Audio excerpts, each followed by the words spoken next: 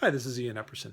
I've been driving this Volkswagen thing for some time now, and I've had the heater working and not working over the years, and I had a couple questions. Now, the weather's getting colder about how to make the heater work. I thought I'd make this quick video to show you how the heater is supposed to work. Now, the BN4 heater in the Volkswagen thing, 1973, there's the main unit, of course, as you should know. And on the dashboard, you should have a couple of controls. You should have two controls, a timer and a pull thermostat. The timer, all it does is close a switch. And the idea of it is you have it one click to turn it on when the car is on. And then when the car is off, like the key ignition is off, you can roll that timer up. And then as that timer ticks down, once it gets back to that last position, it'll turn off the heater. The nice thing about that is the car won't even be running, and you can go ahead and heat up the car early. Now, for a lot of us, that timer broke a long time ago, and we just replaced it with a simple switch.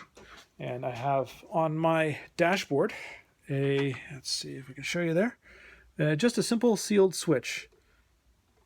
Very easy. Oh, I think that's too bright. There we go. Very simple sealed switch. Very easy to install. It's just taking power from one side, and runs it into this wiring loom. And this is the, I replaced the plug entirely, and I believe this is the brown wire on the wiring loom. See that there? It goes up forward, and there's power, and there's some pump, the fuel pump. So it takes that, and it goes forward into the heater unit itself.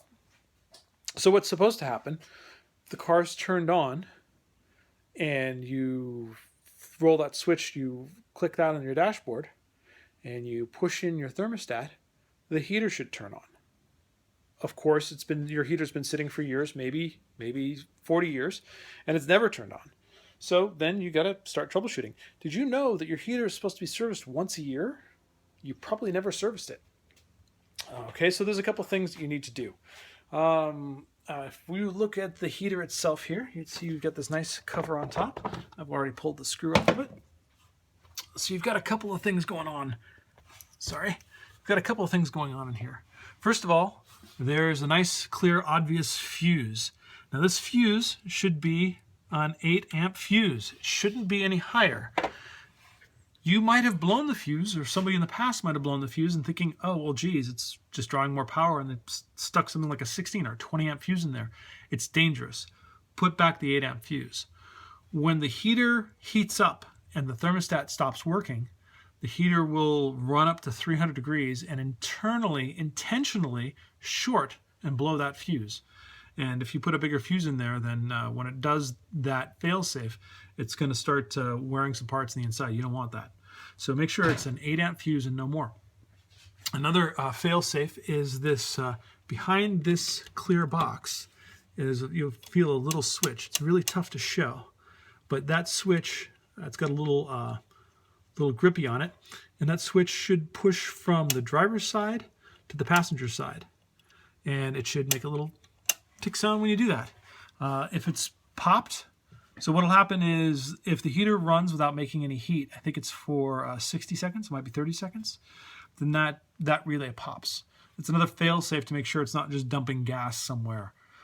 So that's yet another fail-safe to check. And I've checked out other people's heaters and found that switch was broken, but usually it's just tripped.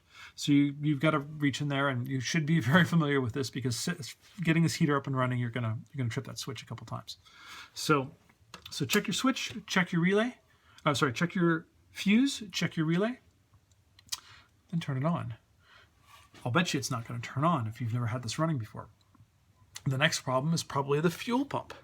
Now these fuel pumps, they're very robust. It's just a solenoid that when it gets power, it pulls in a little solenoid and spurts a little bit of gas up through this fuel line onto a glow plug. So that fuel pump is very robust. It's pretty difficult to damage, but if it sits for too long, that solenoid gets jammed.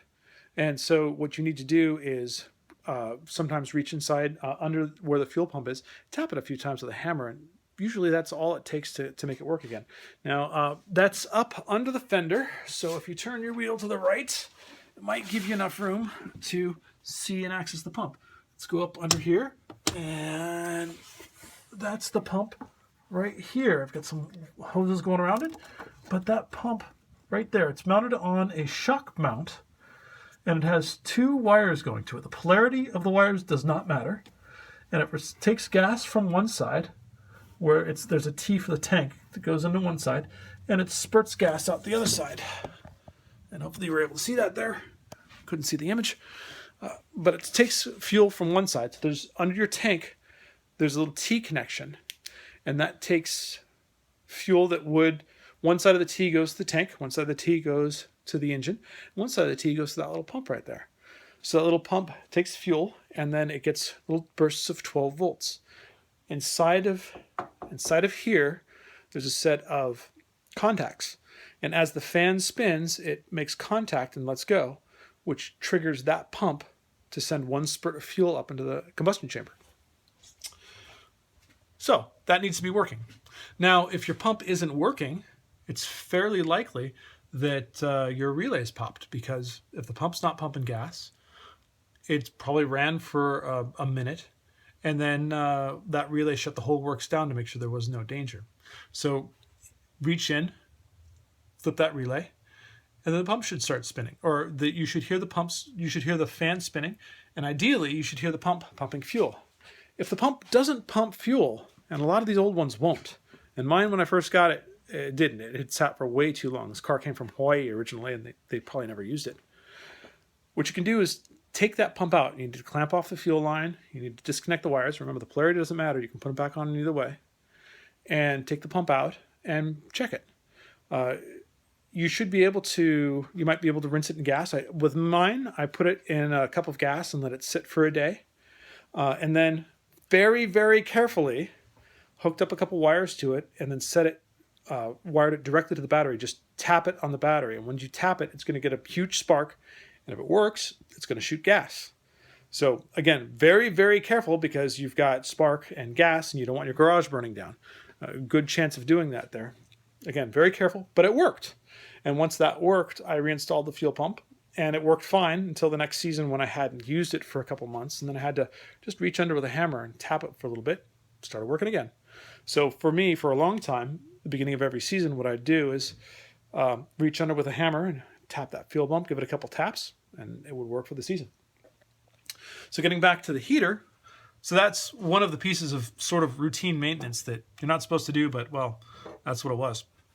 And back to the heater, the other piece of routine maintenance is this glow plug. The maintenance manual says that you're supposed to pull this plug out, and I'm not gonna right now, but I'm gonna at least disconnect it, and back that plug out and clean it with a wire brush every year. It gets a lot of soot and buildup on it, so it's important to keep that clean to keep everything working properly. So the other big thing that goes wrong with these pumps is the thermostat stops working. The thermostat is supposed to let the pump go no hotter than 212 degrees boiling water. If the thermostat fails and the pump just keeps running on at 300 degrees, an internal quartzite rod shorts out the pump. It shorts out the whole circuit, and it blows that fuse. So that's why it's important that fuse be only 8 amp, because it's supposed to blow. You don't want it to start blowing at 16 amps. Just let it blow at 8. So therefore, if you come upon a heater and you find the fuse is blown, it's almost certain that the thermostat is having a problem.